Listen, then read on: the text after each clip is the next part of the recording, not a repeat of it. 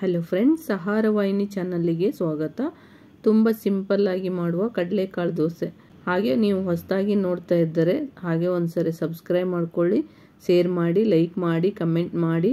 ಈ ರೆಸಿಪಿ ನಿಮಗೆ ಇಷ್ಟ ಆದರೆ ನಿಮ್ಮ ಫ್ರೆಂಡ್ಸ್ಗೂ ಕೂಡ ಶೇರ್ ಮಾಡಿ, ಹೇಗಿದೆ ಅಂತ ಕಮೆಂಟ್ ಮಾಡಿ ಪ್ಲೀಸ್. ಬೆಲ್ ಐಕನ್ ಒತ್ತಿದ್ರೆ ನೋಟಿಫಿಕೇಶನ್ ಫಸ್ಟ್ ನಿಮಗೆ ಬರುತ್ತೆ. ಫ್ರೆಂಡ್ಸ್, 1 ಕಪ್ಪು ಕಡಲೆಕಾಳನ್ನು ತೆಗೆದುಕೊಳ್ಳಿ. ಅದಕ್ಕೆ ನೀರನ್ನು ಹಾಕಿ ಇದನ್ನು 2-3 ಟೈಮು ಚೆನ್ನಾಗಿ ತೊಳೆದಿಟ್ಟುಕೊಳ್ಳಬೇಕು. ಫ್ರೆಂಡ್ಸ್, ಇವಾಗೆಲ್ಲ ಹುಳಾಗಬಾರ್ದಂತೆ ಕೆಮಿಕಲ್ ಎಲ್ಲ ಮಿಕ್ಸ್ ಮಾಡ್ತಾರೆ, ಅದಕ್ಕೋಸ್ಕರ ಇದನ್ನು 2-3 ಟೈಮ್ ಚೆನ್ನಾಗಿ ತೊಳೆದಿಟ್ಟುಕೊಳ್ಳಬೇಕು. ತೊಳೆದಿಟ್ಟು ಇದಕ್ಕೆ ನೀರನ್ನು ಹಾಕಿ, ಈ ಥರದಲ್ಲಿ ನೀರನ್ನು ಹಾಕಿ ಇದರ ಮೇಲೆ ಒಂದು ಅರ್ಧ ಇಂಚಿನಷ್ಟು ಲೇಯರ್ ಬರೋ ಥರ ನೀರನ್ನು ಹಾಕಿ ಇದನ್ನು ರಾತ್ರಿ ಇಡೀ ನೆನೆಯಲು ಬಿಡಿ. ಓವರ್ನೈಟ್ ಅಥವಾ 8 ತಾಸು ಚೆನ್ನಾಗಿ ನೆನೆಯಲು ಬಿಡಿ.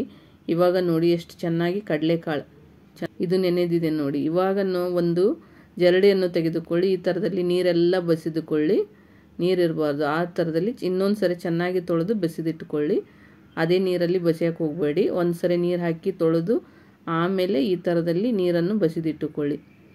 ಹಾಗೆ ಒಂದು ಮಿಕ್ಸಿ ಜಾರನ್ನು ತೆಗೆದುಕೊಂಡು ನಾವು ನೆನೆಸಿಟ್ಟುಕೊಂಡ ಕಡಲೆಕಾಳನ್ನು ಇದಕ್ಕೆ ಹಾಕಿಕೊಳ್ಳಬೇಕು. ತುಂಬಾ ಚೆನ್ನಾಗಿ ಬರುತ್ತೆ ಫ್ರೆಂಡ್ಸ್. ಕಡಲೆಕಾಳು ತೆಗೆದುಕೊಂಡ ಕಪ್ಪಿನ ಅಳತೆಯಲ್ಲಿ ಅರ್ಧ ಕಪ್ಪು ಚಿರೋಟಿ ರವೆಯನ್ನು ಹಾಕಿ, ಹಾಗೆ 1 ಕಪ್ಪು ಪಾಲಕ್, ನಿಮಗೆ ಅರ್ಧ ಬೇಕಂದ್ರೆ ಸ್ವಲ್ಪ ಕೂಡ ಹಾಕಿಕೊಳ್ಳಬಹುದು.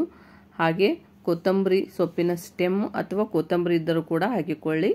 ಅರ್ಧ ಕಪ್ಪಿನಷ್ಟು ಶುಂಠಿ 1 ಇಂಚಿನಷ್ಟು ಹಾಕಿ, ಕರಿಬೇವನ್ನು ಸ್ವಲ್ಪ ಹಾಕಿ, ರುಚಿಗೆ ತಕ್ಕಷ್ಟು ಉಪ್ಪು ಅಥವಾ ಅರ್ಧ ಟೇಬಲ್ ಸ್ಪೂನ್ ಉಪ್ಪನ್ನು ಹಾಕಿ, ಇಂಗು ಕೂಡ ಹಾಕಿ, 1/4 ಟೇಬಲ್ ಹಿಂಗನ್ನು ಹಾಕಿ, ಹಾಗೆ ಅರ್ಧ ಕಪ್ ಮೊಸರು ಕರ್ಡನ್ನು ಕೂಡ ಹಾಕಿಕೊಳ್ಳಬೇಕು. ಇದಕ್ಕೆ 1 ಕಪ್ಪು ನೀರನ್ನು ಹಾಕಿ ನುಣ್ಣಗೆ ರುಬ್ಬಿಕೊಳ್ಳಬೇಕು. ಫ್ರೆಂಡ್ಸ್, ದೋಸೆ ಹಿಟ್ಟಿನ ಹದಕ್ಕೆ ನುಣ್ಣಗೆ ಇರಬೇಕು.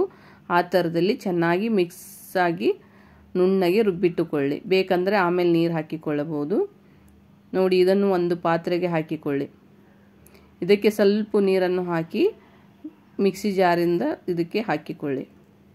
ನೋಡಿ, ಈ ಥರದಲ್ಲಿ 1 ನಿಮಿಷ ಚೆನ್ನಾಗಿ ಮಿಕ್ಸ್ ಮಾಡಿ, ಅದು ಬುರುಗು ಬರಬೇಕು, ನೊರೆ ಬರಬೇಕು. ಆ ಥರದಲ್ಲಿ ಚೆನ್ನಾಗಿ 1 ನಿಮಿಷ ಚೆನ್ನಾಗಿ ಮಿಕ್ಸ್ ಮಾಡ್ತಾ ಇರಬೇಕು. ಫ್ರೆಂಡ್ಸ್, ಎಷ್ಟು ನೀವು ಚೆನ್ನಾಗಿ ಮಿಕ್ಸ್ ಮಾಡ್ತೀರೋ ಅಷ್ಟು ಚೆನ್ನಾಗಿರುತ್ತೆ. ಇದಕ್ಕೆ ನೀವು ರುಬ್ಬುವಾಗ ಕೂಡ ಅರಿಶಿಣ ಪುಡಿಯನ್ನು ಹಾಕಿಕೊಳ್ಳಬಹುದು ಅಥವಾ ಆಮೇಲೆ ಕೂಡ ಹಾಕಿಕೊಳ್ಳಿ.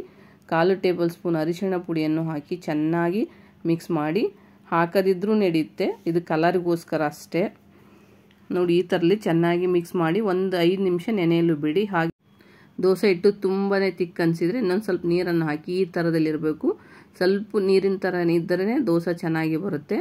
ದೋಸೆ ಹಂಚನ್ನು ಇಟ್ಟುಕೊಂಡು ಇದಕ್ಕೆ ಈ ಹಿಟ್ಟನ್ನು ಹಾಕಿ, ರುಬ್ಬಿಟ್ಟುಕೊಂಡ ಹಿಟ್ಟನ್ನು ಹಾಕಿ ರೌಂಡಾಗಿ ಮಾಡಿಕೊಳ್ಳಿ. ನಿಮಗೆ ತೆಳು ಬೇಕಂದರೆ ತೆಳು ಕೂಡ ಮಾಡಿಕೊಳ್ಳಿ, ಅಥವಾ ತಿಕ್ನೆಸ್ ಬೇಕಂದರೆ ತಿಕ್ಕು ಕೂಡ ಮಾಡಿಕೊಳ್ಳಬಹುದು. ಇದಕ್ಕೆ ಸ್ವಲ್ಪ ತುಪ್ಪ ಅಥವಾ ಆಯಿಲನ್ನು ಹಾಕಿ ನೋಡಿ. ಇವಾಗ ನೋಡಿ, ತುಂಬಾ ಟೇಸ್ಟಿ ಹಾಗೂ ಹೆಲ್ತಿಕರವಾದ ಕಡಲೆಕಾಳು ದೋಸೆ ರೆಡಿಯಾಗಿದೆ. ಫ್ರೆಂಡ್ಸ್, ತುಂಬಾ ಹೆಲ್ತಿಗೆ ಒಳ್ಳೆಯದು.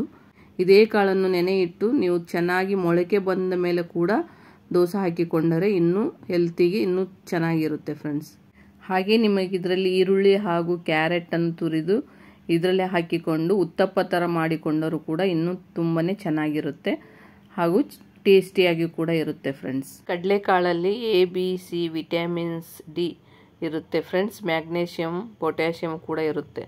ಕ್ಯಾಲ್ಸಿಯಂ, ಪ್ರೋಟೀನ್ ಕೂಡ ಇರುತ್ತೆ. ತುಂಬಾ ಹೆಲ್ತಿಕರವಾದ recipe. Friend, thank you to all friends.